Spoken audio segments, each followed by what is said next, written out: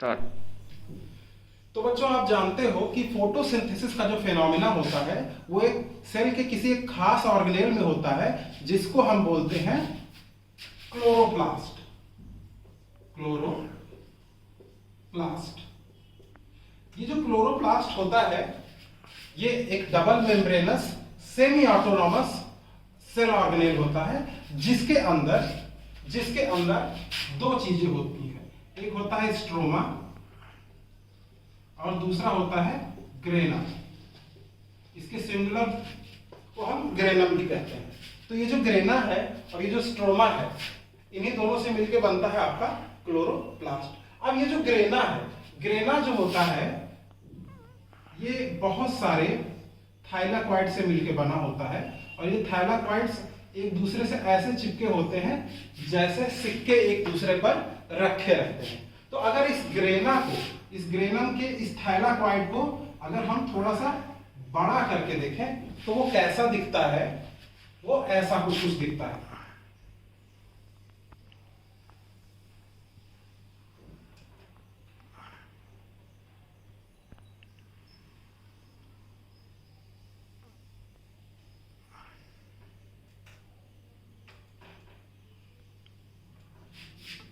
वो कुछ ऐसा दिखता है। ये इसकी मेम्ब्रेन है।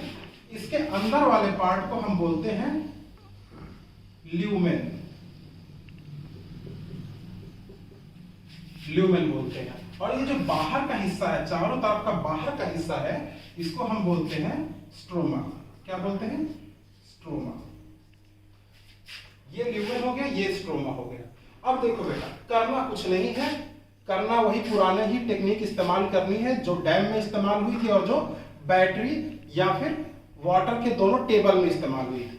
ठीक है, हमको करना कुछ नहीं है, हमको धीरे धीरे ल्यूमेन में प्रोटॉन का नंबर बढ़ाना है और स्ट्रोमा में प्रोटॉन का नंबर घटाना है। ल्यूमेन में प्रोटॉन का नंबर बढ़ाना है, स्ट्रोमा में प्रोटॉन का नंबर घटाना है। जब ऐसा हो जाएगा तब एक पोटेंशियल ग्रेडियंट डेवलप करेगा प्रोटॉन का, और ये जो प्रोटॉन होंगे वो अपने हायर पोटेंशियल लेवल से लोअर पोटेंशियल लेवल पर अपने आप स्पॉन्टेनियसली मूव करेंगे जिसमें किसी भी एनर्जी की जरूरत नहीं होगी। और ये जो मूव करते हुए प्रोटॉन है ना, इन्हीं से हम अपनी एटीपी के लिए एनर्जी बाहर निकालेंगे।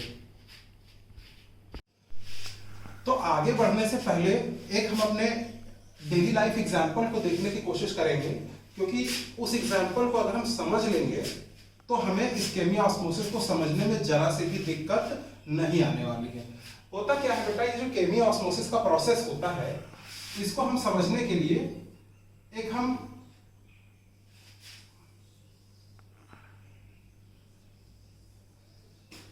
इस तरह से पाइप को देखते हैं। ये पाइप यहां पर क्लोज्ड है, इसमें यहां पे पानी भरा हुआ है और इसमें यहां पे थोड़ा सा पानी भरा हुआ है। ठीक है, अब जब हम नॉब को ओपन करेंगे तो आप देखोगे कि ये पानी का मूवमेंट इधर से इस तरफ होगा। ऐसा होने के पीछे क्या कारण है? क्योंकि यहाँ पे क्या होता है, एक पोटेंशियल ग्रेडियंट या वाटर का ग्रेडियंट डेवलप किया हुआ है। यहाँ पे पानी ज्यादा है, यहाँ पे पानी कम है, तो पानी अपने आप अपने लेवल को बराबर करने के लिए क्या होगा, मूव करेगा, और तब तक मूव करता रहेगा जब तक कि दोनों का लेवल बराबर नहीं हो जाता है। जैसे ही इसका लेवल आपस में बराबर हो जाता है, the movement of water will stop, पानी का जो बहाव है वो रुक जाएगा। ठीक इसी तरीके से अगर आप एक बैटरी का टर्मिनल लेते हो, पॉजिटिव और एक नेगेटिव, इन दोनों टर्मिनल्स के बीच में अगर आप तार से इसको जोड़ देते हो तो यहाँ पे जो बल्ब है उस बल्ब में इलेक्ट्रॉन का जो प्रवाह है वो शुरू हो जाता है। लेकिन जैसे जैसे इन दोनों के बीच का जो पोटेंशियल डिफरेंस है वो कम होने लगता है, वैसे वैसे फ्लो ऑफ इलेक्ट्रॉन जो होता है वो घटता जाता है। और जब दोनों का लेवल बराबर आ जाता है तो हम कहते हैं कि जो बैटरी है वो डिस्चार्ज हो चुकी है। तो बच्चों, इन दोनों एग्जाम्पल्स को आप ये समझिए कि जब तक ग्रेडियंट नहीं होगा किसी भी चीज का मूवमेंट नहीं होता है। एक ग्रेडियंट है, एक ढलान है, इस ढलान पे अगर यहाँ बॉल रखी है तो वो इस तरफ को मूव कर जाएगी, क्योंकि इधर इसका mgh ज्यादा है, इधर कम है। तो ये अपनी पोटेंशियल एनर्जी को लूज करते हुए, अपनी एनर्जी को लूज करते हुए अपने हायर पोटेंशियल लेवल से लोअर पोटेंशियल लेवल की तरफ भागने की कोशिश करता है। ठीक है, तो एक तो ये बात हो गई ग्रेडियंट वाली बात। दूसरी बात, जब आप कहीं पर भी हाई एनर्जी से लो एनर्जी की तरफ जाते हो तो क्या होता है, एनर्जी रिलीज होती है, एनर्जी रिलीज होती है। अब इसी एनर्जी को अगर आप पकड़ लो तो वो एनर्जी आप कहीं भी यूज कर सकते हो। और इसको और अच्छे से समझने के लिए हमें एक दूसरा एग्जांपल भी देखना पड़ेगा। तो अभी तक हमने जो दो एग्जांपल्स देखे बेटा, वो ग्रेडियंट को समझने के लिए थे कि बिना ग्रेडियंट के movement of water, movement of charge और मूवमेंट ऑफ प्रोटॉन भी इसी तरीके से नहीं हो सकता है। लेकिन अब हम दूसरे एग्जांपल में ये समझेंगे कि इस मूवमेंट के थ्रू एनर्जी कैसे निकाली जाती है। तो सपोज करो बेटा कि ये एक डैम है, ठीक है, ये एक डैम है, ठीक है, ये डैम की दीवार है, ठीक है, ये डैम की दीवार है और यहां पर पूरा पानी भरा हुआ है, ठीक है। अब इस पानी की ये जो हाइट है, ये जो हाइट है, अगर इसको हम h नाम दे दें तो इसके अंदर जो पोटेंशियल एनर्जी होगी वो mgh के बराबर होगी। अब इस पानी को जब यहां से रिलीज किया जाता है तो ये अपनी पोटेंशियल एनर्जी को लूज करते हुए नीचे गिरने लगता है।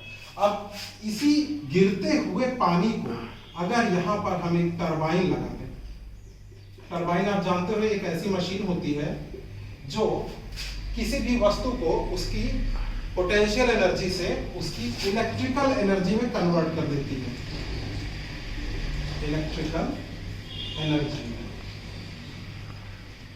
तो ये जो पानी है, पानी के अंदर जो पोटेंशियल एनर्जी थी, वो पोटेंशियल एनर्जी की वजह से ये पानी यहाँ पर टरबाइन पे गिरता है और टरबाइन को घुमाया जाता है और घूमने के वजह से यहाँ पर इलेक्ट्रिसिटी पैदा हो जाती है। और ये इलेक्ट्रिसिटी का इस्तेमाल आप फ्रिज चलाने में, कूलर चलाने में, टीवी चलाने में कहीं भी इस्तेमाल कर सकते हो। तो अब इसी एग्जाम्पल को आपको ध्यान में रखना है। इसी एग्जाम्पल को ध्यान में रखते हुए अब इन्हीं दोनों, एक ग्रेडियंट का एग्जाम्पल और दूसरा ये इसके पोटेंशियल एनर्जी के डिक्रीज होने का एग्जाम्पल, इन्हीं दोनों एग्जाम्पल्स को हम अप्लाई करेंगे फोटोसिंथेसिस में। ठीक है बेटा, इसको हम फोटोसिंथेसिस में अप्लाई करेंगे। ठीक है, तो बच्चों आओ जरा इस थाइलाकॉइड को और अच्छे से देखते हैं। तो ये बेटा एक थाइलाकॉइड है। थाइलाकॉइड में अंदरूनी हिस्से को ल्यूमेन बोलते हैं, बाहर के किनारे किनारे वाले हिस्से को स्ट्रोमा बोलते हैं। ठीक है, ये इसकी मेम्ब्रेन है। अब हम याद करते हैं नॉन साइक्लिक फोटोफॉस्फोराइलेशन के बारे में।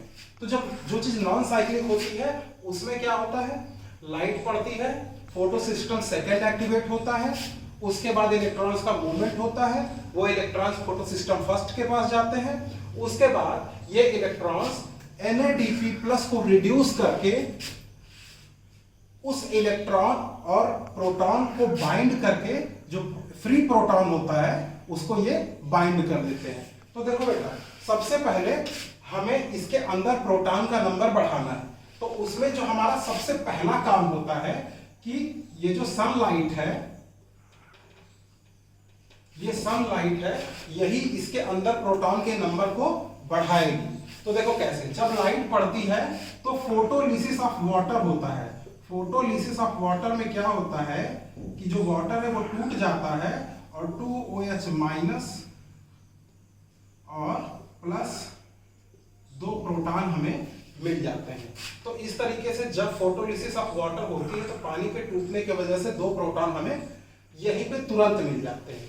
और ये जो 2 इलेक्ट्रॉन है, जो इसके टूटने की वजह से 2 इलेक्ट्रॉन भी रिलीज होंगे, वो इलेक्ट्रॉन एक्साइटेड स्टेट में फोटो सिस्टम सेकेंड में प्लास्टोक्यूनोन के पास जाते हैं।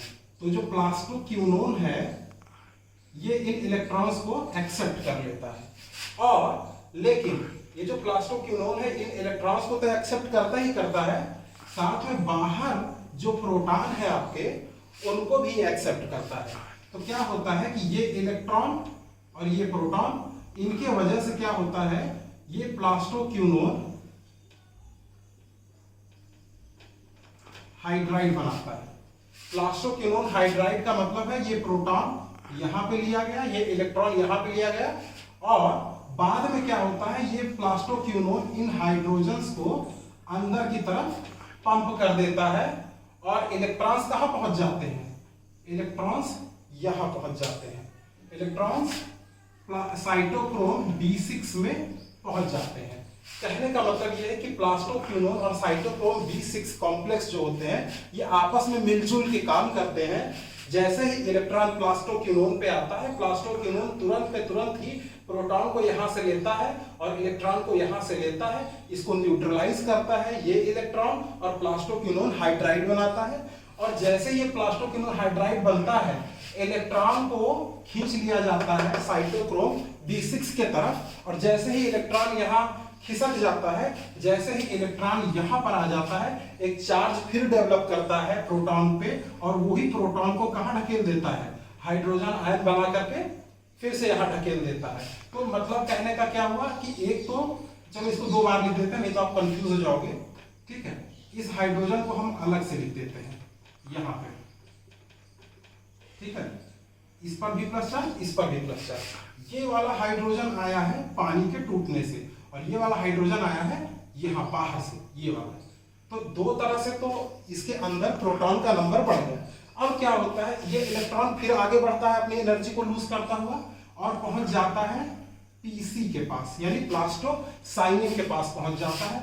इस प्लास्टोसाइनिन से ये चला जाता है कहाँ, फोटो सिस्टम 1 में चला जाता है। और जो फोटो सिस्टम 1 होता है, यहां तक पहुंचते पहुंचते इस इलेक्ट्रॉन की एनर्जी काफी कम हो जाती है, इसीलिए दोबारा से सनलाइट आती है, 700 नैनोमीटर की लाइट आती है, और उसकी वजह से ये इलेक्ट्रॉन फिर से एक्साइटेड स्टेट में पहुंच जाता है। अब ये जो इलेक्ट्रॉन होता है, ये स्ट्रोमा में पहले से प्रेजेंट, देखो इस स्ट्रोमा में पहले से प्रोटॉन भी प्रेजेंट रहता है, ठीक है, प्रोटॉन भी प्रेजेंट है, और साथ ही एक रिड्यूसिंग को एंजाइम प्रेजेंट होता है जिसको NADP+ कहा जाता है, NADP और प्लस, ठीक है। ये जो NADP+ होता है, इसका फुल फॉर्म होता है निकोटिनामाइड एडिनोसिन डाइन्यूक्लियोटाइड फॉस्फेट, ठीक है। अब क्या होता है कि ये प्रोटॉन, ये इलेक्ट्रॉन, और ये निकोटिनामाइड एडिनोसिन डाइन्यूक्लियोटाइड फॉस्फेट, ये जो इलेक्ट्रॉन अभी तक PS1 के में था वो एक्साइट होता है, स्ट्रोमा के पास जाता है, स्ट्रोमा में प्रोटॉन प्रेजेंट है, प्रोटॉन प्रेजेंट है, ये दो इलेक्ट्रॉन है, ये दो प्रोटॉन है, एक पॉजिटिव चार्ज यहाँ है। तो अब क्या होता है, ये इलेक्ट्रॉन को एक्सेप्ट करके, चूंकि ये रिड्यूसिंग एंजाइम है, तो अब क्या करता है कि ये बना लेता है NADPH और प्लस H+, ये बना लेता है। अब देखने वाली बात है, अभी तक ये जो हाइड्रोजन आयन इस स्ट्रोमा में फ्रीली मूव कर रहा था, अभी वो क्या कर रहा है, अभी वो बाइंड कर दिया गया, अभी वो बांध दिया गया। किसके साथ बांध दिया गया, NADPH+ के साथ बांध दिया गया, ठीक है। तो कहने का मतलब यह है कि इन दो तरीकों से इसके अंदर प्रोटॉन का नंबर बढ़ाया गया, और इस एक तरीके से बाहर प्रोटॉन का नंबर घटा दिया गया। अगर हमको तो पोटेंशियल डिफरेंस क्रिएट करना है, यहां जब आपका इलेक्ट्रॉन लाइट की वजह से एक्साइट हुआ, इसके अंदर एनर्जी बहुत ज्यादा थी, प्लास्टोक्यूनोन बोलता है इतनी एनर्जी का क्या करोगे भाई, ये एनर्जी हमें दे दो। तो जैसे ये एनर्जी लेता है, ये क्या करता है, प्रोटॉन को खींच लेता है, क्योंकि इसके ऊपर नेगेटिव चार्ज आ जाता है, और प्लास्टोक्यूनोन हाइड्राइड ये इसको न्यूट्रल कर देता है। तब तक साइटोक्रोम B6 बोलता है भैया हमको भी तो इलेक्ट्रॉन चाहिए, तो वो इससे और कम पोटेंशियल एनर्जी का होता है, तो इलेक्ट्रॉन और इधर जाता है। जब इलेक्ट्रॉन इधर मूव करता है तो इसके ऊपर फिर एक प्लस चार्ज आता है, और फिर ये प्रोटॉन में कन्वर्ट होके अंदर की तरफ ढकेल दिया जाता है, क्योंकि पीछे की तरफ से भी और प्रेशर आता होता है। अब क्या होता है, ये इलेक्ट्रॉन आगे प्लास्टोसाइनिन पे बढ़ता है, ये भी इलेक्ट्रॉन एक्सेप्टिंग है, तो ये भी इलेक्ट्रॉन को लेता है और आगे पास कर देता है। फोटो सिस्टम 1 जो होता है, ये भी 700 नैनोमीटर की लाइट में काम करता है। तो जब यहाँ पर इलेक्ट्रॉन आता है तो ये फिर से एक्साइट होता है, ये एक्साइटेड इलेक्ट्रॉन और ये प्रोटॉन इस NADP+ के द्वारा बांध दिए जाते हैं। ये NADP+ के द्वारा बांध दिया जाता है। अब ये प्रोटॉन स्ट्रोमा में तो है, लेकिन ये रिएक्शन करने के काबिल नहीं बचा हुआ है। तो अब कुल मिलाकर के आप देखोगे बाहर प्रोटॉन का नंबर कम हो गया है और अंदर प्रोटॉन का नंबर बढ़ गया है, अंदर प्रोटॉन का नंबर बढ़ गया है। अब क्या होता है, जब यहाँ प्रोटॉन का नंबर बढ़ जाता है और यहाँ प्रोटॉन का नंबर कम होता है तो एक प्रोटॉन ग्रेडियंट डेवलप करता है। प्रोटॉन ग्रेडियंट का मतलब कि दो हिस्सों में प्रोटॉन है, एक तरफ ज्यादा है एक तरफ कम है। अब क्या होता है, यहां पर एक पार्टिकल होता है जिसको F1 F0 पार्टिकल बोलते हैं और एटीपी सिंथेटेज एंजाइम, यहां पर ये F0 और ये F1 पार्टिकल है। अब क्या होता है, इनका काम क्या होता है, एटीपी सिंथेटेज के वजह से ये जो एटीपी है ना ADP, ये ADP प्लस एक इनऑर्गेनिक, कोई भी इनऑर्गेनिक फॉस्फेट रहेगा, उसको ये F1 क्या करेगा, ATP में कन्वर्ट कर देगा। लेकिन कब जब यहां पे प्रोटॉन का मूवमेंट इस तरफ होने लगेगा, जब प्रोटॉन का मूवमेंट अंदर से बाहर होने लगता है तो इस मूविंग प्रोटॉन की जो एनर्जी है, इस मूविंग प्रोटॉन की जो एनर्जी है उसके थ्रू ADP इनऑर्गेनिक फास्फेट से रिएक्ट करता है। चूंकि ये एंडोथर्मिक रिएक्शन, इसको एनर्जी की जरूरत है, तो क्या होगा, ADP प्लस इनऑर्गेनिक फास्फेट ये ATP को बना देंगे, ये ATP बन जाएगा और यही ATP हमारा गोल है, ताकि इस ATP का इस्तेमाल हम डार्क रिएक्शन जिसको कि C3 साइकिल बोलते हैं, उसमें इसका उपयोग किया जा सके। ये एग्जांपल कुछ वैसा ही है जैसे आप आटा पीसने के लिए, जब आटा पीसने के लिए आप चक्की पे जाते हो तो उस चक्की को या तो मोटर से जोड़ना पड़ता है या फिर चाहे इलेक्ट्रिक मोटर से जोड़ना पड़े या फिर बैल, कोल्हू या किसी भी फिजिकल आपको वर्क से उसको जोड़ना पड़ेगा, तभी वो चक्की घूमेगी।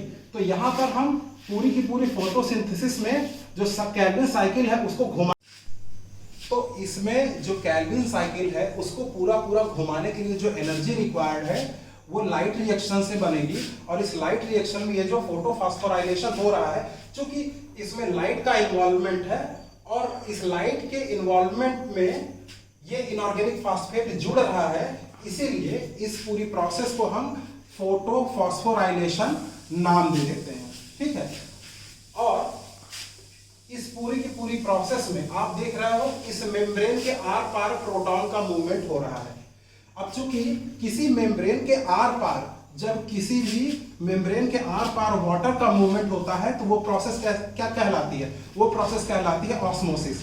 लेकिन यहां पर केमिकल का मूवमेंट हो रहा है, इसीलिए इस प्रोसेस को केमिओस्मोसिस का नाम दिया जाता है। और ये केमिओस्मोसिस डिस्कवर, तो बच्चों ये जो केमिओस्मोसिस की जो फिनोमिना है इसको सबसे पहले खोजा था पीटर मिशेल ने, और उन्होंने इसके मैकेनिज्म को सबसे पहले बताया था। तो आइए अब हम जिस ये पूरी प्रोसेस को हमने एक बार समझा हुआ है, अब इसको हम एक प्रकार से समराइज करने की कोशिश करते हैं। तो ये एक फोटोसिंथेसिस एक प्रोसेस है जो कि ग्रीन प्लांट्स में होती है।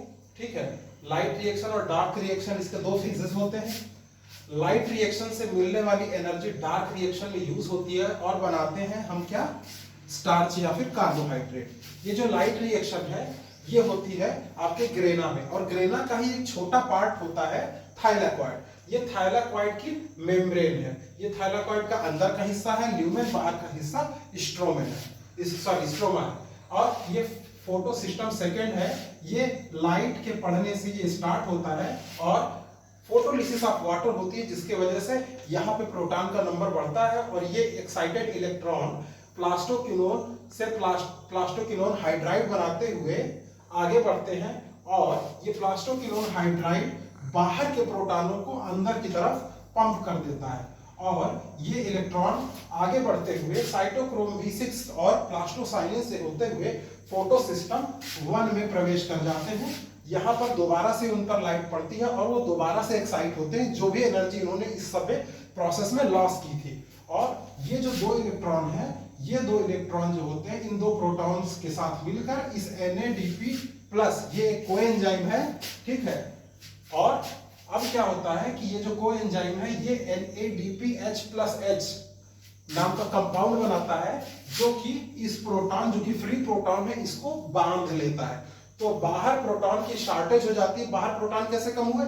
एक तो यहाँ के प्रोटॉन यहाँ आ गए और यहाँ के कुछ प्रोटॉन बाइंड हो गए, फ्री नहीं रह गए, और अंदर फोटोलिसिस से भी प्रोटॉन बढ़ गए। अंदर प्रोटॉन का कंसंट्रेशन ज्यादा, बाहर कम।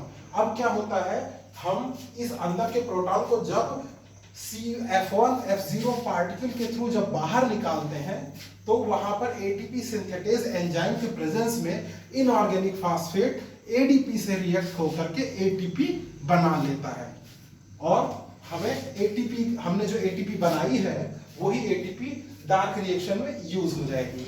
बच्चों, होप आपको ये वीडियो में कोई भी ऐसी बात नहीं होगी जो न समझ में आई हो, और